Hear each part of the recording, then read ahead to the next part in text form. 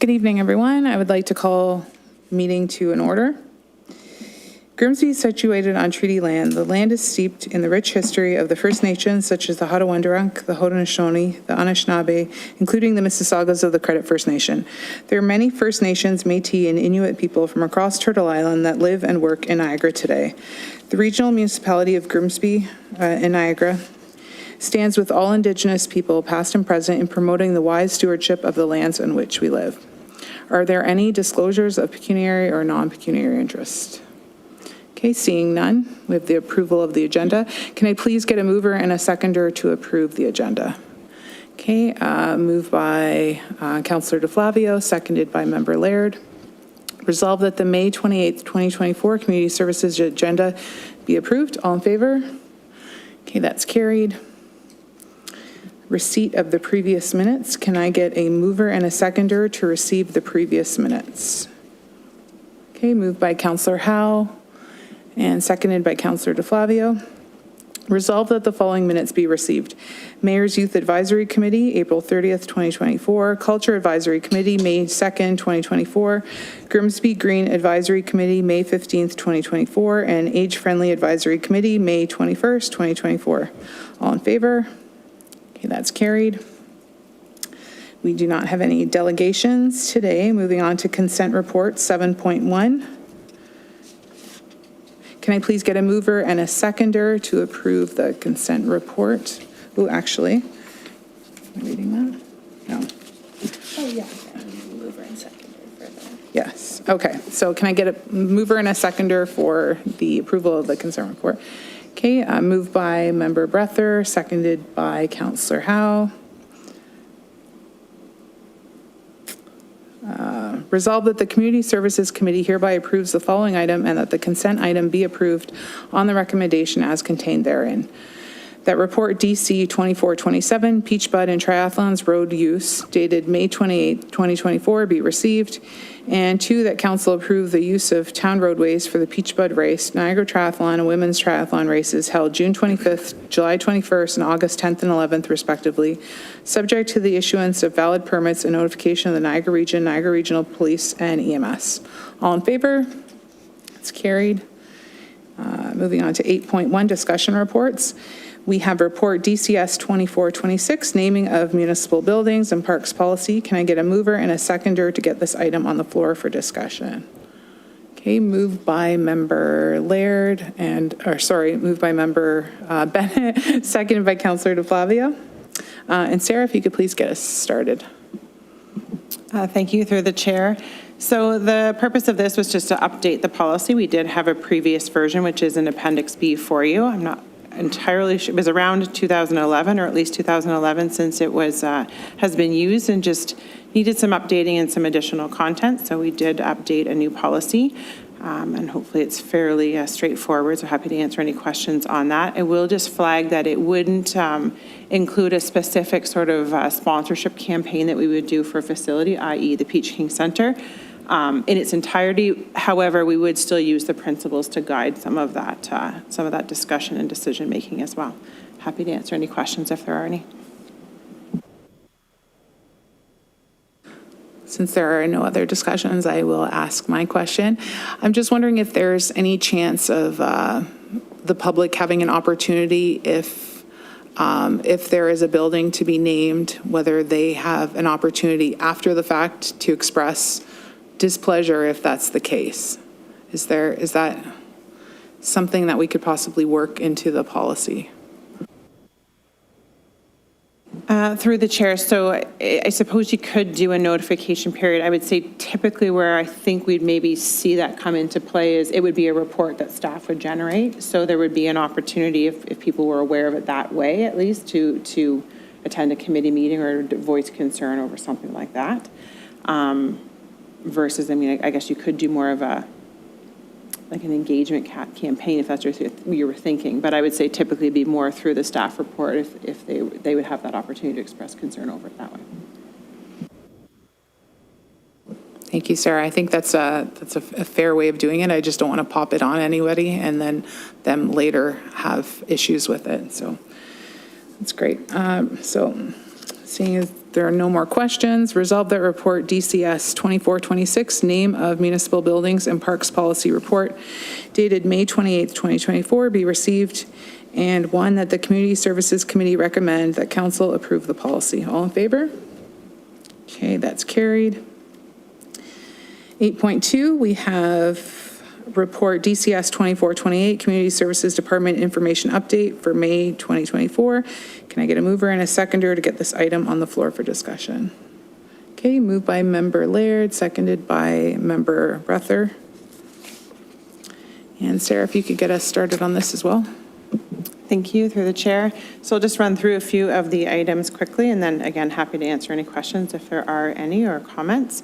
So we did do a tree planting at 40 Mile Creek Park. They planted about 500 different trees and shrubs along the creek area there, and it looks really great. Had quite a bunch of volunteers come out and support it. And a big thanks to Niagara Peninsula Conservation Authority, as they really championed a lot of this work as well. Casablanca Waterfront Park is moving along very well. I know this week the plan was to put the actual pavilion building in, so that will be a significant change as well. And we are currently on track to open that for the end of June this year. Just some of these rainy days might affect a little bit which day that is, but moving along, and we are on track with that one. So that's exciting work. For programming, really happy with the team. Just gave another update as to where we're at with programming, and I think the message in here is just despite the closure of the Peach King Center, the staff have worked really hard to try to relocate all of the programs that they can. Most have been relocated so that we have a full camp program. A lot of our fitness activities and various other activities have been able to be shifted around. Understandably, they're not in the ideal location in some situations, but we're making it work until we have the new building, and that's really great work by the team. Peach King Center update, we did the ground breaking last week, which is exciting. The building is now completely vacated, and they are starting to do preparations for construction works. Over the next month, you're going to notice a significant change to the look of the front of that building, which is exciting, and that project really is progressing very well. So we're excited to share that update as well. We're going to try and take a bunch of photos as the transition occurs as well, and put it on our Let's Talk page so we can kind of capture that timeline of what that looks like. There was also just some information shared in here about the tendering. I know there was questions asked in some other spaces as well, just kind of what those packages look like. So we just wanted to share a bit of that information with you so that you have an idea of what how that is unfolding. The Peach King Center splash pad, I'm sure many of you are aware, it is closed, and that is just because as we prepare for the demolition to occur, which is going to be very soon, there is going to be quite a bit of noise and dust and large trucks going very close to it. We're very aware that people want to see the splash pad open as quickly as it can be, and we certainly will do that. So as soon as we can do that without having to worry about some debris and different things that might impact the safety of the site, we will see it reopened. We're going to do some improvements to Morrison Crescent Park. There's a park down there that currently doesn't have a lot of amenities. Sometimes is a park that sees a little more leash-free dog activity and various things in that park. And we're really hoping to just animate the space a little bit to encourage more use of that natural space for the public. So we're going to install a swing set, some benches, and also a pathway, and also a sign at the front of the park so that we're really inviting the community to come in and use that public space. I'm happy to share that we are adding a new free pickleball option, and it will be at the Grimsby Tennis Club. So we do have, during the daytime hours of Monday to Friday, 9 to 5, public can use those tennis courts for free. And we will be having one of those courts have painted pickleball lines on that. So that will be a new addition for the community to be able to use during the daytime, which hopefully helps to augment some of the challenges with Mayfair and the changes we've had with that third court. We added some soccer nets at Escarpment Vista Park. A lot of the residents were asking for some of that down in that park, which is a little bit more isolated than some of our other parks, and that's been very successful and very well received. They found a new net that's a little bit simpler and easier to install, but has the actual net as well with it. And so if it is successful, it is something we might look at a few of our other parks as well. Civic recognition, we are going to move forward with an awards event for the fall of 2024. I believe the actual date we've hit now is November 14th, and I think it's in council's schedule as well. So we will begin the nominations in probably in July for that, and we will host the awards here at Town Hall. The Parks Master Plan has been awarded, and that project is now underway. We're currently in the phase of gathering all the information and giving the consultants all of the all of the content. And then one of the next pieces will be starting to do some stakeholder sessions, which will include staff, council, user groups, and also the general community. And then lastly, we just have some upcoming events listed for you there happening in Grimsby. We have some summer movie nights coming up. Farmers Market, of course, is also starting this Thursday. Happy to take any questions. Councillor DeFlavio? Thank you, Chair. Through you to Ms. Sweeney. So, Sarah, the Parks Master Plan, is it facilities as well, or is it's just parks? Okay, because we underwent a facilities plan before, so it's still like updated enough? So through the chair, so it is specifically focusing in on parks. It might address some facility items that are sometimes within parks, so that sometimes the line's not quite as clear. It does include things like sports fields and different things, and there's clubhouses. So it's not looking at the building specifically, but it might speak, more generally to facilities.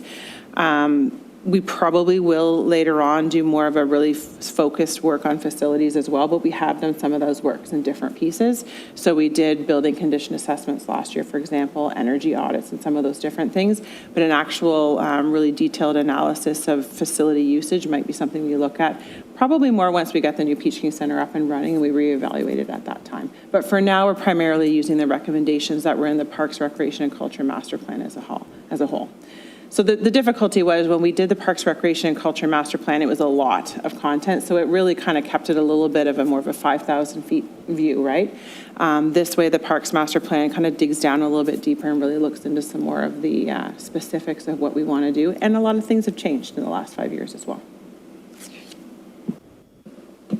Councillor Flavio? Through you, Chair. So as far as the parks are concerned, can I assume that the plan is going to look at redundancies? Because when we built Southwood Park, for example, part of the discussion was downsizing other parks. The argument was if we build this park, we need less soccer fields in other parts of town. We need less baseball diamonds in other parts of town.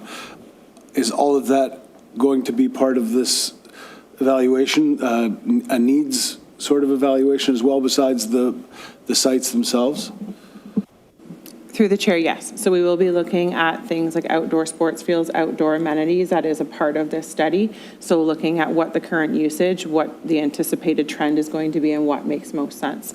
So looking at things like what is the current use, but also what is the best way to build going forward. And if we do need more space, is it looking at lights or is it looking at maintaining what we have? So it will look at all of that as well, absolutely.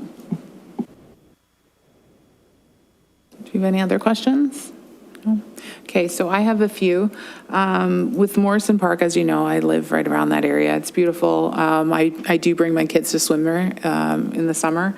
It's nice and clean. My only concern with that is that I know the residents, there's a little bit of it's one of those places people don't know about, right? So I want to make sure that the people that do visit that park are not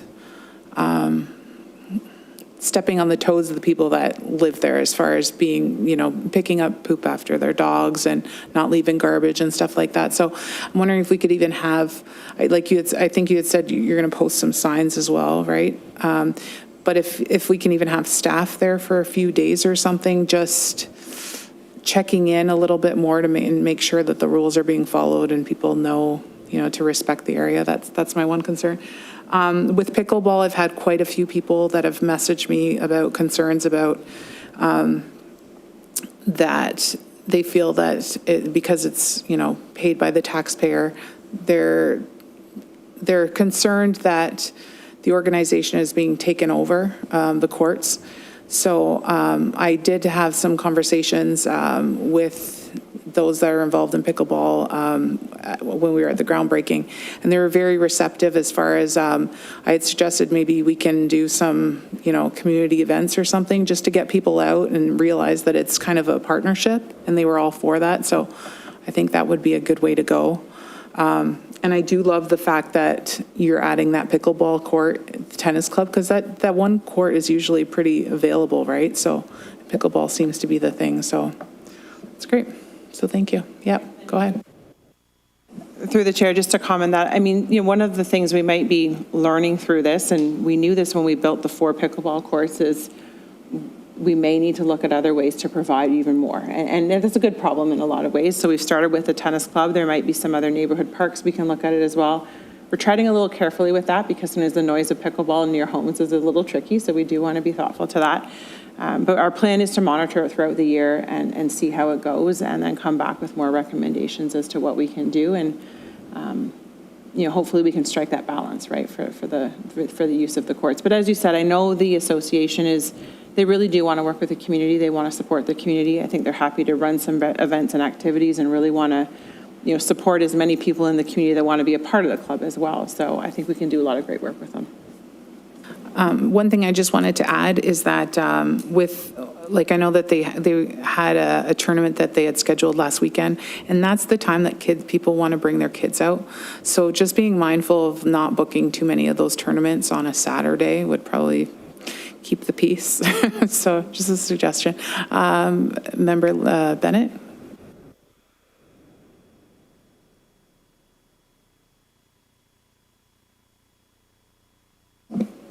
It's been a while. Thank you, Chair. Again, just getting back to Morrison, I am, again, very familiar with that park, and I guess I understand the concerns about stepping on the residents' toes, and I think that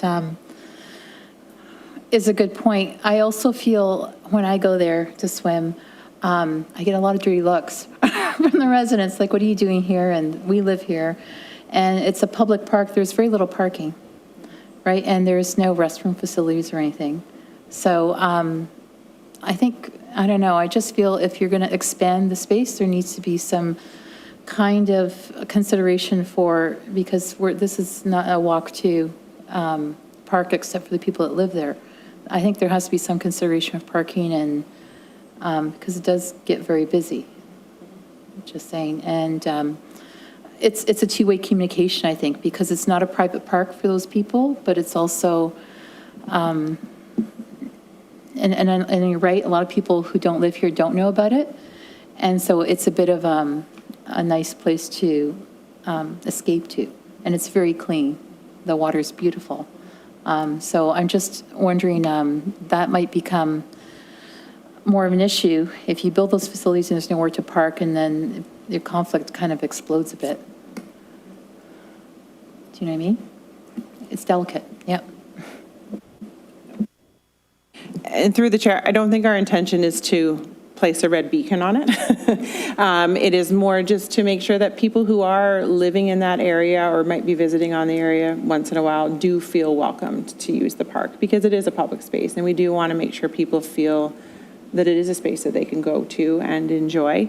There isn't a parking lot, as you said, which is true. However, there is quite a bit of on-street parking right in and around that area, but it is limited.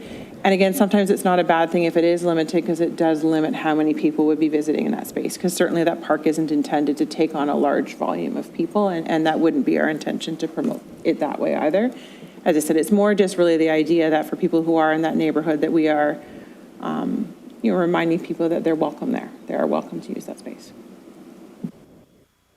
And I just wanted to add, I completely agree with you about how it's a fine line. Like they haven't really had many guests there, right? But it is it's a public space, so it's just a matter of easing into it, like you said. You're not making it overwhelming in the beginning, just kind of maybe easing in. But I did notice last summer quite a few people would park there to bring their kayaks. So that's a consideration as well. So and there's plenty of space right now, but it's just a consideration in the future. Did you have anything to add there? It's just I see what's happened to Casablanca, and it's busy. It's since COVID, it's been very busy. So.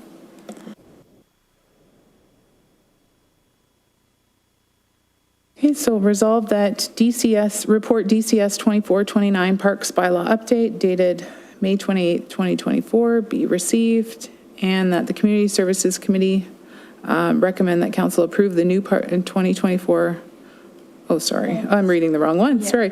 Resolve that report DCS 2428, Community Services Department Information Update for May 2024, dated May 28, 2024, be received for information. All in favor? Okay, that's carried. And next, we have report DCS 2429, Parks Bylaw Update. Can I please get a mover and a seconder to get this item on the floor for discussion? Moved by Councillor Howe, seconded by Member Breather. And Sarah, if you can please get us started. Thank you. Through the chair. So the current bylaw that we use is 1986. It does have a few amendments, but I think it's due time for us to update this bylaw. We particularly wanted to do it at this time as we did develop some new signage templates, which I know we've previously shared to the committee, and we are preparing to start to have some of those signs posted in some of our parks, including the Casablanca Waterfront Park. So having the new bylaw number to reference as part of that project is really helpful for us. The new bylaw is much longer, much more comprehensive than the previous one, but covers a lot more things in great detail that I think are really useful for staff and for enforcement officers should they need it to ensure that the parks are kept in the type of condition that we'd want them to be kept in. So I know it's a long document. Hopefully it reads fairly well, and I'm happy to answer any questions or clarify anything as we go along. Just for maybe everybody's benefit, so the short form wording at the very end of the document was actually done by our bylaw team. Henry did that for us. It was changed from the previous version, but it is also in the amended bylaw. And what that does is just enable our local enforcers, our bylaw to apply fines if people are violating the parks bylaw. Happy to answer any questions if there are. Councillor Flavia? Thank you, Chair, through you. I couldn't find specifically in the bylaw, and I apologize, and that's why I'm asking, maybe you can point it out to me. There were signs in the parks that said that you couldn't go into the parks after dark. And I understand the purpose of that. The after dark is when vandalism occurs, but it's also in the wintertime most of the day. So are there specific hours? Because I didn't see it, and I apologize for missing it if I didn't see it. It's hard to search on a PDF to do a Control F. So if you can answer about the hours, because I do want to make it reasonable. I want people to be able to take their dogs for a walk in the park in the wintertime, but also want to make sure that there's nobody there at 1 o'clock in the morning, so that, like, if you could answer or just reflect on how that is updated in the bylaw, I'd appreciate it. So through the chair, Section 5, Clause 1, hours of operation. And again, we looked at quite a number of other municipal bylaws as well in doing this work, and also worked with the bylaw team. So it's written as all parks shall close 30 minutes after sunset and remain closed until 30 minutes before sunrise the following day, with the exception of, and this is new to this bylaw, pathways with lighting and also lit sport fields that are authorized by permit. So basically what it's saying is when the park is dark, it's closed. And that's, it's a safety matter as much as anything. But we did want to acknowledge in the bylaw, and that's new, that any pathways that do have lighting, for example, Coronation Park, Casablanca Park would be another one. If the pathway is lit, we're not saying it's actually closed 30 minutes after sunrise. And then we did just acknowledge as well the sports fields or any other sort of amenity that would be lit in the park. Of course, that wouldn't apply there either. Member Laird? Member Bennett? Thank you, Chair. I guess when I read these bylaws, and especially like we're talking about after dark, like, are there like bylaw officers on duty 24 hours to enforce these things, or like how enforceable is this? So. Through the chair, so we do not have bylaw on 24/7. Certainly if they were into the evening hours, they could be called to ask. It'd be more likely it'd be Niagara Regional Police would be called, and they can, on the basis of it being posted in the park, which is again part of the reason for our new signage, they are able to carry out those rules for us.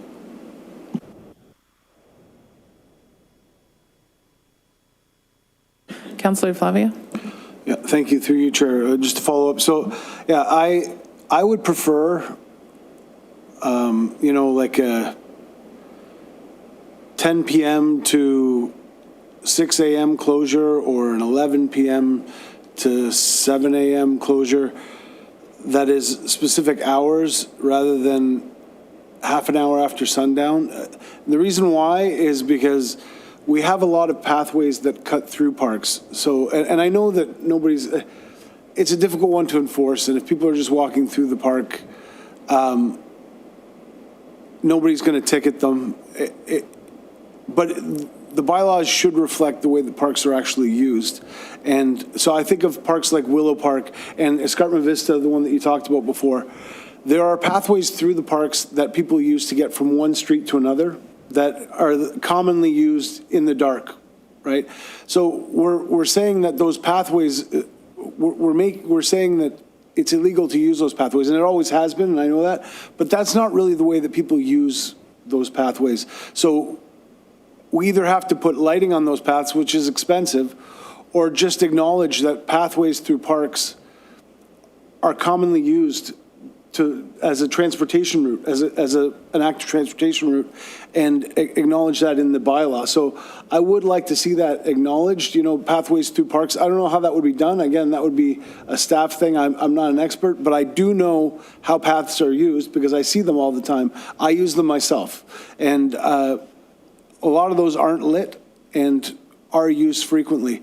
And those two I know especially because I've seen them used frequently. So if you want to talk about that and maybe give some ideas about how that could be addressed in the bylaw, I'd appreciate it. Through the chair, so Counselor, my request to that would be that you would allow staff to take that away and look at that, because I think that would be some additional work to look into. I totally hear what you're saying and agree. I think the challenge with acknowledging that pathways in the park are permitted to be used that aren't properly lit and might not be safe puts us potentially in a bit of a vulnerable situation that we wouldn't want to do. So I think we need to do a bit more analysis to look at, do we want to light more?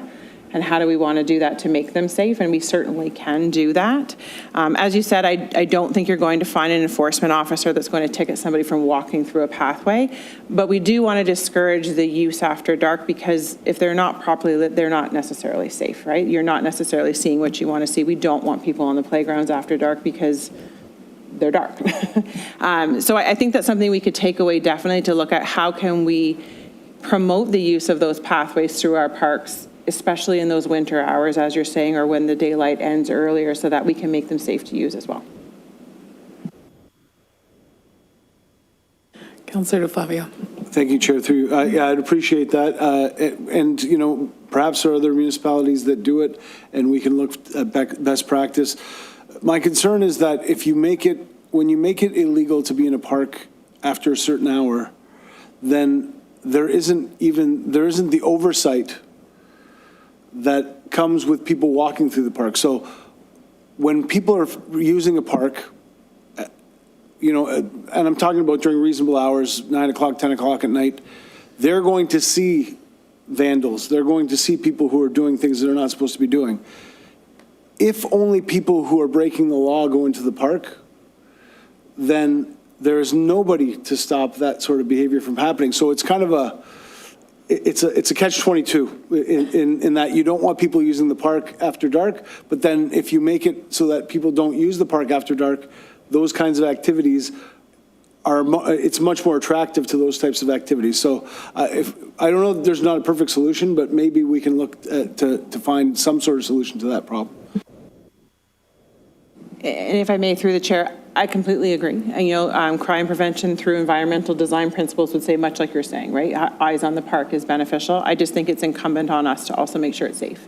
So if we can take that piece away, I think leaving it for now as it is, we can say there's safe uses and we're not exposing ourselves in any way, but we can certainly take that away and look at what is that best scenario to have that use in that walking path, walking through the pathways. Sarah, also, Councillor DeFlavio, if you remember, I put that notice of motion forward for the lighting in the parks. So do you have an idea of when we'll see a report for that? Because that might also help some of this go.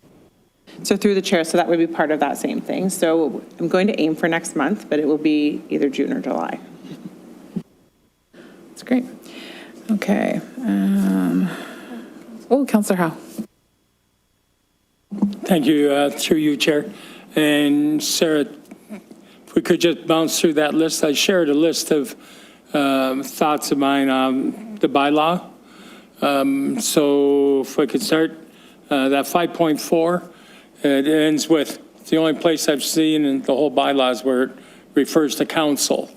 But if we shut down something, it's because we've got a job in there and we've got that all determined and that all would be done. I was just interested in, was there a specific concern or? Yeah, that way I can stay attuned to what I'm trying to say.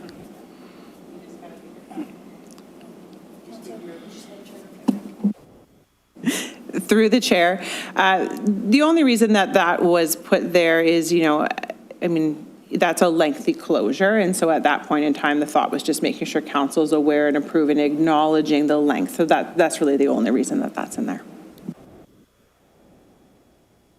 Bounce Councillor back Howe? and forth here? Okay, now I've got about 7 of them, so I know you only got about 3 questions, but this will be all one question. 6.1Q, is that enough teeth for what we want to avoid?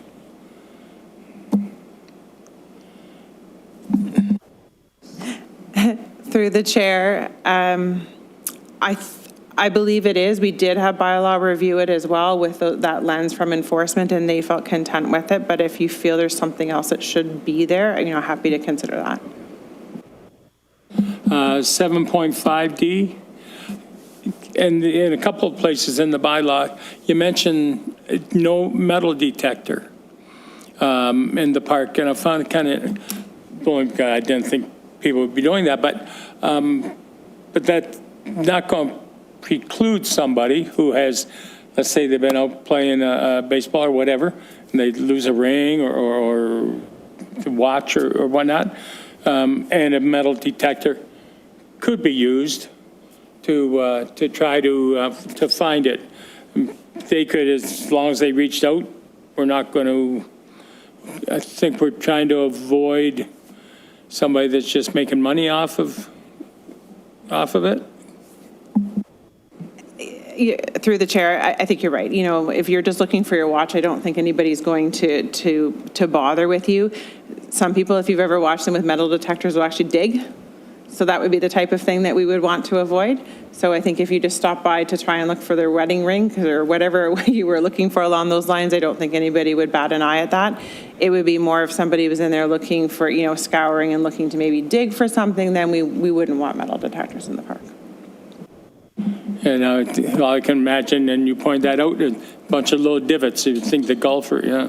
9.11. We mentioned, I think it's model airplanes and a few other things, but we don't use the term drone. And it's a very popular, everybody knows what drones are. Should drones maybe be mentioned? And I believe there's one other spot in that bylaw where we kind of make the same references and refer to drones because they are probably the most, into privacy space now, and we know that. Through the chair, so we did debate this one because it is a good point. We chose not to include it at this point, but I do think it is something we would monitor. There are actually regulations that sort of guide how you can use drones, so that is one good thing that exists as well. It does limit some of how it can be used, so I think that's one reason not to include it. And we also, quite frankly, use drones ourselves, sometimes for park photography or different things or even different events.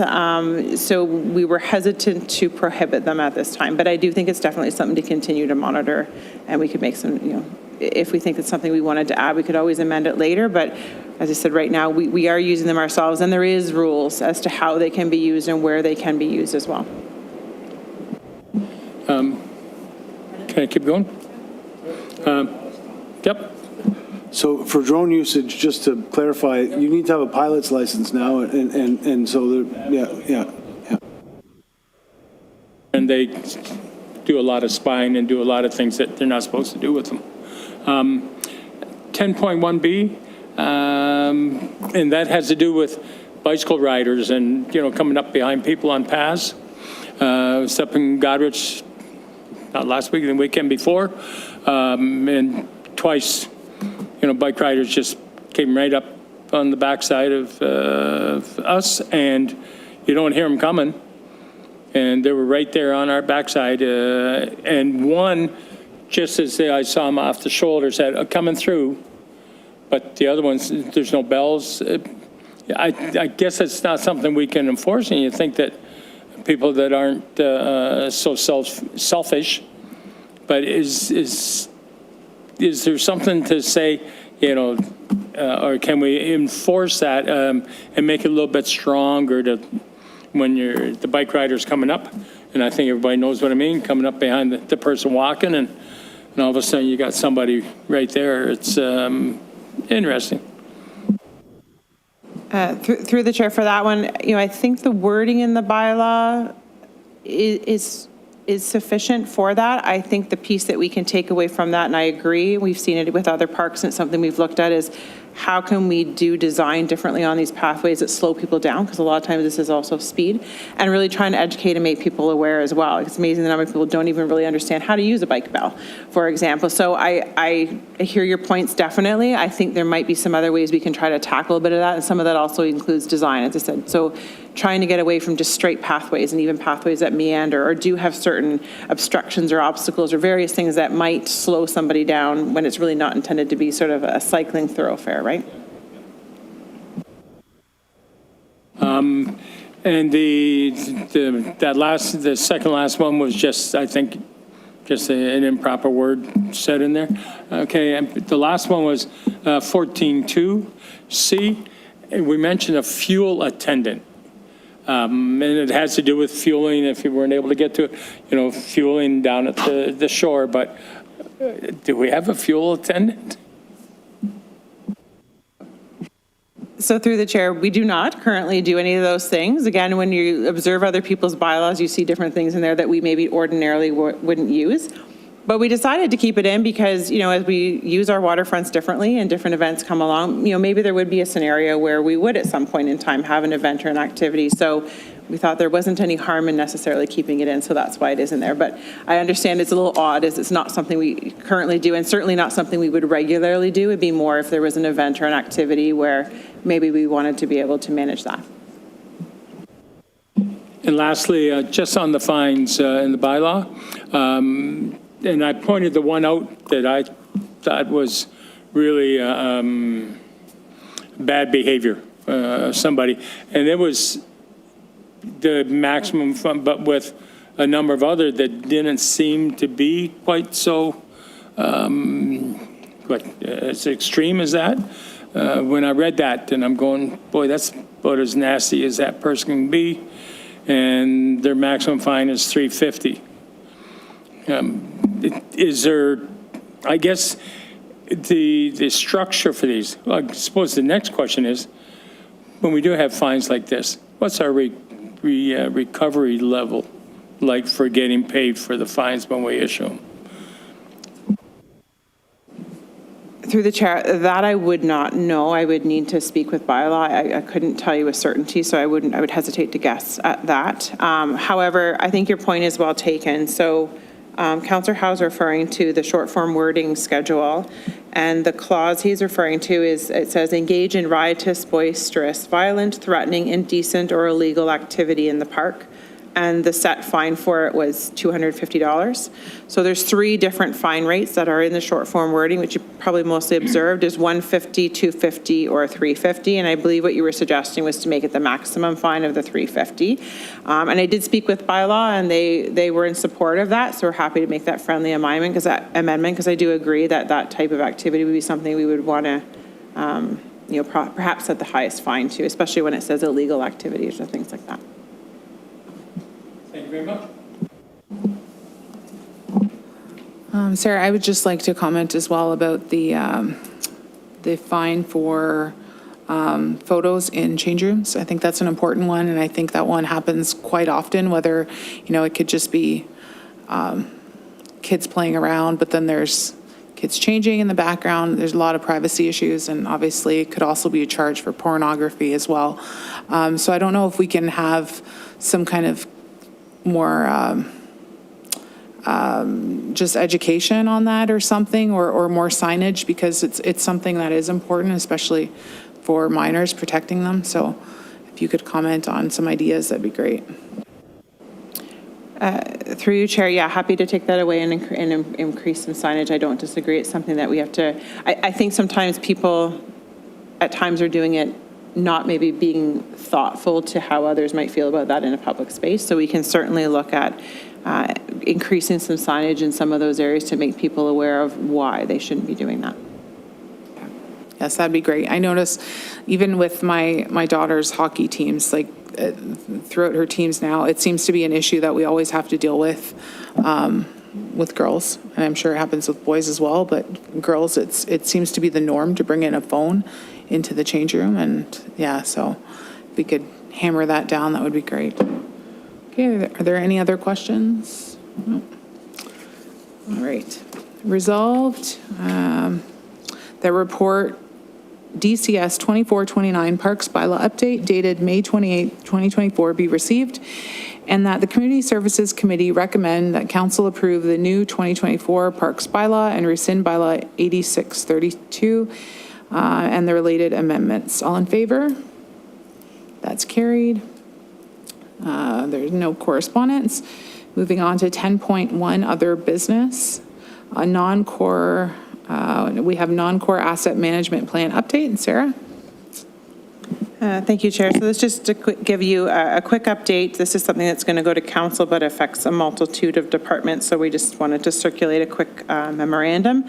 So as part of O Regulation 58817, which is asset management planning for municipal infrastructure, there is a non-core asset management plan that is required to be completed and approved by council for July 1st, 2024. Staff have been working with SLBC, which is a consultant firm that also did the existing AMP for the core assets. And they will be presenting the final report for the non-core asset management plan on June the 3rd, so the next council meeting. And that includes things such as facilities, parks and outdoor recreation, natural infrastructure, fleet, fire, information technology. So just wanted to make the committee aware of that. It will be posted on the agenda if you care to take a look if you're not on the council team. And if you are on the council team, you will see that on your June 3rd agenda. And then there is a final piece that's due July the 2025, which is looking at future proposed service levels and how we plan to have an asset management plan for those. Okay, can I please get a mover and a seconder to receive the verbal update? Moved by Councillor Howe, seconded by Member Laird. Resolved that the non-core asset management plan verbal update be received. All in favor? That's carried. Do we have any announcements? No, okay, I do.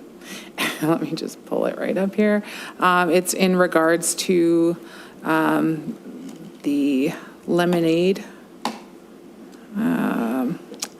stands. So June 8th is Mountain View Lemonade Day, and it's a fantastic fundraising initiative to support the Family and Children's Services Niagara. The purpose of this annual fundraiser is to send kids to Summer Smiles Camp this summer, and the town will be hosting 2 lemonade stands in support of it. The first one will be Thursday, June 6th from 3 till 7 p.m. at the Grimsby Farmers Market. I've volunteered, so if any of the community want to come and talk to me about any issues, please do so at that time and buy some lemonade. And Friday, the other lemonade stand is Friday, June 7th from 2 till 4 at the Grimsby Public Library. So it'd be great if you could come and support that. And there's also a link, I believe, on the town website if you are unavailable to come then, but if you like to make a donation. Okay, and do we have any others? No. All right, so our next meeting, the Community Services Committee meeting is scheduled for June 25th, 2024 at 6:30 p.m. So thank you, everyone. The meeting is now adjourned. Oh, yes. Oh, I missed you. Go ahead. I was just going to say, I think that's the same day as the Peach Bud, so we should maybe, it's not? The 25th isn't? June 25th? No? Oh, so the lemonade stands June the 6th, then June the 7th. Oh, I meant for our next meeting, sorry. Oh, okay. Through the chair, good catch. We'll probably have to think about the location of that. So we'll leave that with you, Sarah, possibly? Okay, that's great. Thank you. Okay, now we are adjourned. Thank you.